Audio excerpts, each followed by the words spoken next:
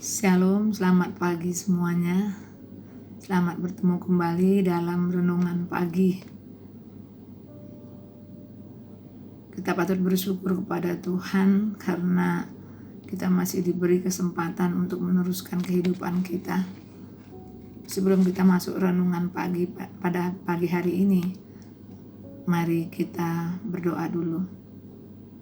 Bapa di surga, terima kasih buat waktu, buat kesempatan, buat hari yang Tuhan berikan.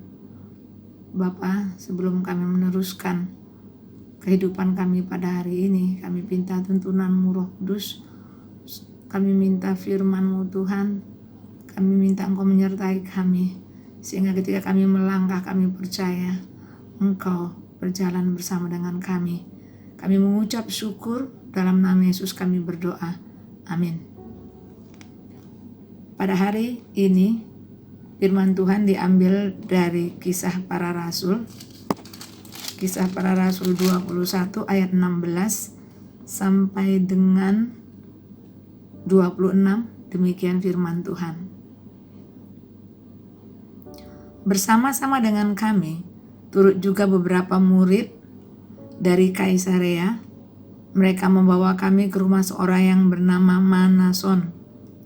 Ia dari Siprus dan sudah lama menjadi murid, kami akan menumpang di rumahnya. Ketika kami tiba di Yerusalem, semua saudara menyambut kami dengan suka hati. Pada keesokan harinya, pergilah Paulus bersama-sama dengan kami mengunjungi Yakobus. Semua penatua telah hadir di situ. Paulus memberi salam kepada mereka, lalu menceritakan dengan terperinci apa yang dilakukan Allah di antara bangsa-bangsa lain oleh pelayanannya. Mendengar itu, mereka memuliakan Allah. Lalu mereka berkata kepada Paulus, "Saudara, lihatlah, beribu-ribu orang Yahudi telah menjadi percaya dan mereka semua rajin memelihara hukum Taurat. Tetapi mereka mendengar tentang engkau, bahwa engkau mengajar semua orang Yahudi yang tinggal di antara bangsa-bangsa lain untuk melepaskan hukum Musa, sebab engkau mengatakan supaya mereka jangan menyunatkan anak-anaknya dan jangan hidup menurut adat istiadat. Jadi bagaimana sekarang? Tentu mereka akan mendengar bahwa engkau telah datang kemari. Sebab itu lakukanlah apa yang kami katakan ini. Di antara kami ada 4 orang yang bernazar. Bawalah mereka bersama-sama dengan engkau.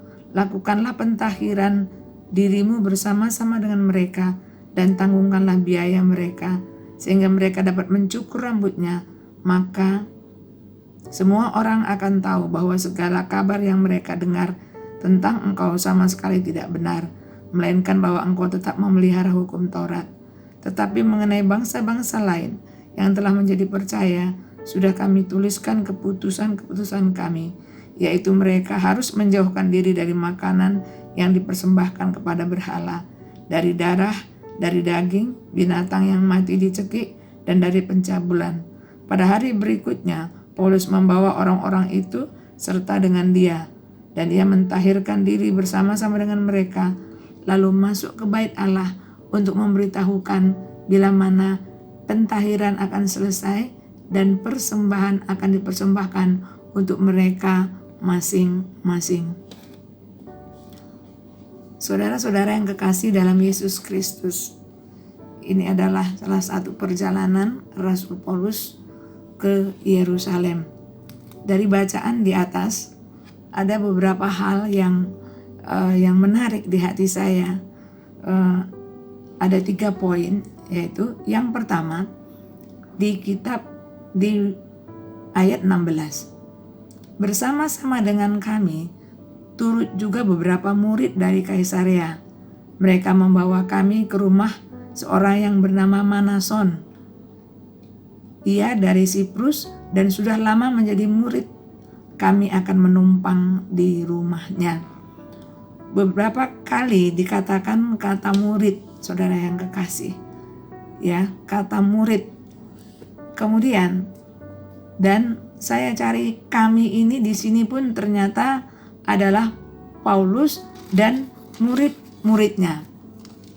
Paulus dan murid-muridnya.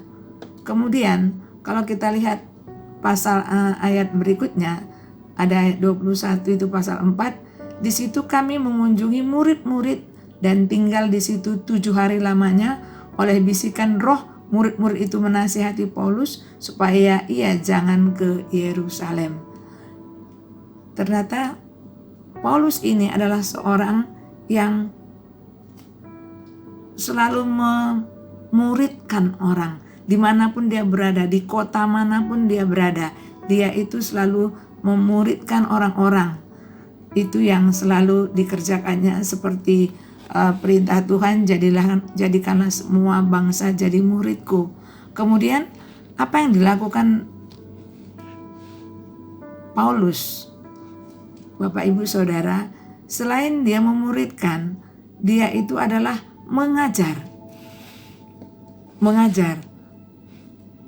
Dia selalu menyatakan kebesaran Allah dalam hidupnya. Kita mau lihat juga ketika dia pertama sekali bertobat dari Saulus menjadi Paulus. Setelah dia mengalami proses, yang pertama dilakukannya adalah masuk ke bait suci. Kemudian dia di situ mengajar menyatakan bahwa Yesus itu adalah anak Allah. Nah, kalau kita lihat juga apa yang dilakukannya barusan di dalam pembacaan kita hari ini. Di ayat 17, Saudara, ketika kami tiba di Yerusalem, semua saudara menyambut kami dengan sukahati. Pada keesokan harinya, pergilah Paulus bersama-sama dengan kami mengunjungi Yakobus. Semua penatua telah hadir di situ, lalu Paulus memberi salam kepada mereka, lalu menceritakan dengan terperinci apa yang dilakukan Allah di antara bangsa-bangsa lain oleh pelayanannya. Jadi ada kata menceritakan dengan terperinci apa yang dilakukan Allah di antara bangsa-bangsa lain. Dia tetap mengajar apa yang dilakukan Allah, bercerita tentang apa perbuatan tangan Allah yang ajaib. Jadi selain dia memuridkan, dia mengajar. Dan lebih luar biasa lagi, bagaimana dengan Paulus, saudara? Yang ketiga, dia adalah seorang yang hidup dalam tuntunan Roh Kudus. Hidup dalam tuntunan Roh Kudus. Kita mau baca dulu, kita mundur sedikit yang kitab Kisah Rasul 16, Bapak Ibu Saudara, kita lihat ayat 6. Begini firman Tuhan.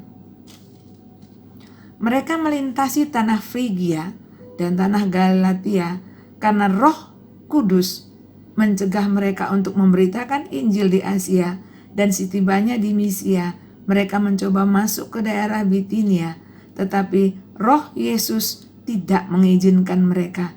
Setelah melintasi Misia, mereka sampai di Troas. Pada saat malam hari tampaklah oleh Paulus suatu penglihatan. Ada seorang Makedonia berdiri di situ dan berseru kepadanya, katanya, "Menyeberanglah kemari dan tolonglah kami." Setelah Paulus melihat penglihatan itu, segeralah kami mencari kesempatan untuk berangkat ke Makedonia, karena dari penglihatan itu kami menarik kesimpulan bahwa Allah telah memanggil kami untuk memberitakan Injil kepada orang-orang di sana. Saudara yang kekasih, ketaatan Paulus kepada tuntunan Roh Kudus ini merupakan teladan yang membuat dia menjadi begitu kuat, begitu tanggap akan suara Roh Kudus. Dalam pembacaan kita tadi pun Bapak Ibu Saudara, di ayat 10, setelah beberapa hari kami tinggal di situ, datanglah dari Yudea seorang nabi bernama Agabus.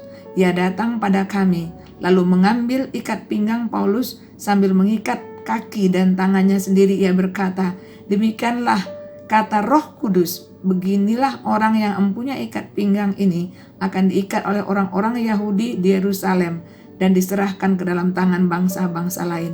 Mendengar itu kami bersama-sama dengan murid-murid di tempat itu meminta supaya Paulus jangan pergi ke Yerusalem.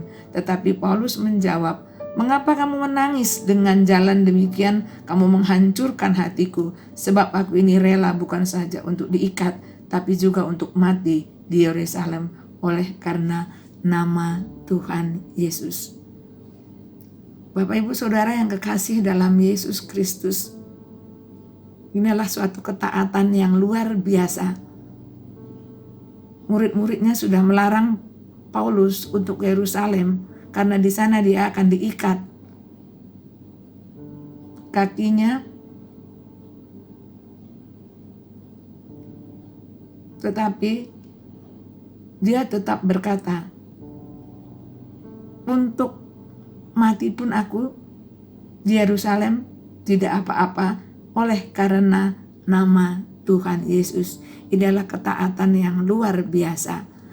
Apa yang bisa kita ambil hikmat Bapak Ibu Saudara dari firman pada pagi hari ini sebagai pedoman kita? Marilah juga kita dalam kondisi saat ini, apa yang bisa kita lakukan? Yaitu memuridkanlah pandemik begini, bagaimana memuridkan. Kita mungkin bisa melalui telepon, mungkin melalui media-media lain yang apa yang bisa melalui WA. Kita bisa say hello, menyatakan keberadaan kita kepada orang lain, atau menanyakan keberadaan orang lain, teman-teman kita, atau jemaat yang lain, atau saudara kita. Kemudian kita akan mulai memasukkan firman, mungkin dengan kata-kata sesimpel-simpel mungkin, karena dengan demikian maka akan terjadi hubungan antara kita dengan orang lain. Walaupun mungkin tidak mengajar seperti di kelas atau di gereja, tapi kita yakin dan percaya ketika kita say hello, kita menyatakan kebaikan Tuhan dalam hidup kita, kita bersaksi, itu juga kita sudah memuridkan atau kita juga mengajar karena kita menceritakan kebaikan Tuhan. Demikian juga setiap hari pada saat-saat kondisi seperti ini, mari kita belajar lebih tanggap kepada Roh Kudus. Tadi kita lihat Rasul Paulus sebenarnya dilarang ke Yerusalem, tapi ketaatannya dia tetap patuh kepada Roh Kudus. Oleh karena itu, mari kita belajar dalam 3 hal ini. Mari kita belajar juga memuridkan, kita belajar juga mengajar, kita belajar patuh kepada Roh Kudus. Kalau apapun yang tidak bisa kita lakukan, minimal kita belajar menjadi murid Yesus. Apa yang kita lakukan? Kita mulai belajar dari Yesus, baca firman, doa, kita mulai belajar dari Yesus untuk pribadi kita. Kita mulai belajar dari Roh Kudus untuk taat akan perintahnya. Dan saya sangat percaya apa yang Tuhan inginkan dalam hidup saudara dan saya. Sekecil apapun, sesimpel apapun yang kita lakukan, mari kita belajar melakukan perintah Tuhan. Demikianlah firman Tuhan pada pagi hari ini. Biarlah menjadi berkat bagi kita semua. Terima kasih, Tuhan Yesus memberkati.